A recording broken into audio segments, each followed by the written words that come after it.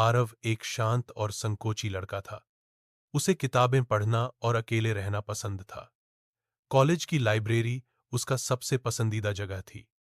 वहीं उसे सबसे ज्यादा सुकून मिलता था। उसकी दुनिया ज्यादा बड़ी नहीं थी। क्लास, लाइब्रेरी और फिर घर, यही उसका रोज का रूटीन था।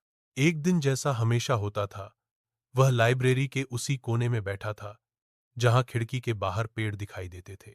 उसी समय सिया नाम की एक लड़की तेजी से घूमी और उसकी टेबल से टकरा गई। टक्कर इतनी अचानक थी कि कॉफी उसके नोट्स पर गिर गई और किताबें नीचे गिर गईं। सिया हौंसते हुए बोली, sorry mister silent boy. Aarav घबरा गया था, कुछ बोला भी नहीं, बस धीरे धीरे अपनी किताबें उठाने लगा। बस वहीं से दोनों की पहली मुलाकात हुई। अगले कुछ दिनों में वे कई बार लाइब्रेरी में मिले। फिर एक दिन सिया खुद उसके पास आकर बैठ गई। वह बहुत बातूनी थी और हर छोटी चीज में खुशी ढूंढ लेती थी। धीरे धीरे दोनों ने साथ में पढ़ना शुरू कर दिया। फिर कॉफी पीने जाना, कॉलेज फेस्ट की तैयारी करना, उनकी दोस्ती गहरी होती गई। आरव को सिया की हर बात अच्छी लगने लगी। उसे उसकी मुस्कुराहट बहुत पसंद थी। वो दूसरों की मदद करती थी, कभी किसी को कम नहीं समझती थी। उसकी हंसी में एक अलग सा जादू था। आरव समझ गया था कि उसे सिया से प्यार हो गया है, लेकिन वह बोलने की हिम्मत नहीं कर पाता था। उसे डर था कि कहीं सिया उसे दोस्ती से आगे देखे ही ना। एक शाम सिया उसे कॉलेज की छत पर ले गई।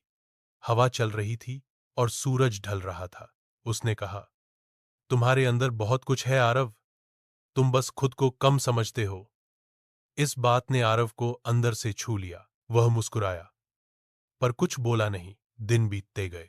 सिया बारिश में नाचने लगती और आरव दूर से उसे चुपचाप देखता रहता। उसकी आंखों में चमक आ जाती। उसे लगता जैसे दुनिया वहीं ठहर गई है। वह सिया की हर छोटी बड़ी बात याद रखने लगा था, पर बोलने का साहस अब भी नहीं जुटा पा रहा था। एक दिन उसने देखा कि सिया किसी रोते हुए स्टूडेंट को मना रही थी। वह उसे हंसाने की कोशिश कर रही थी। उसके बाद वह खुद एक पल को उदास सी हो गई। आरव ने पहली बार समझा कि सिया की मुस्कान के पीछे भी कुछ छुपा है।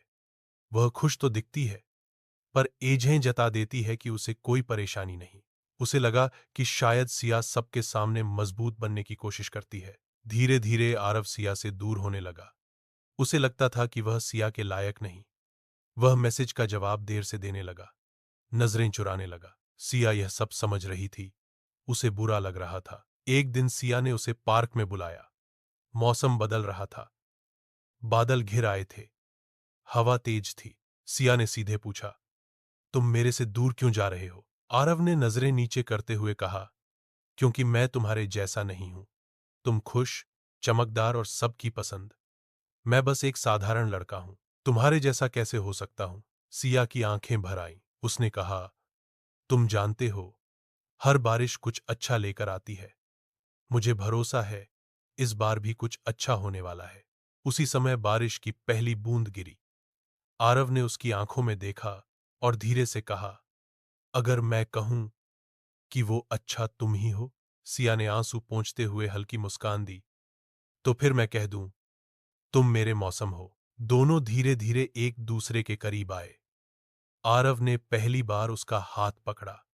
बारिश अब तेज हो चुकी थी, मगर उन्हें कोई फर्क नहीं पड़ रहा था। दोनों उसी बारिश में हौंसते हुए चलने लगे। अब आरव को समझ आ चुका था कि प्यार चुपचाप भी हो सकता है। उसे शोर की जरूरत नहीं, बस दो दिलों की समझ काफी है। बारिश गिरती रही। दोनों हाथों में हाथ डाले चलते रहे। उनकी कहानी वहीं पूरी नहीं हुई, बल्कि वहीं से उनकी असली कहानी शुरू हुई। क्योंकि कुछ लोग हमारी जिंदगी में आते हैं हमारे मौसम बदलने के लिए, बिल्कुल सिया की तरह।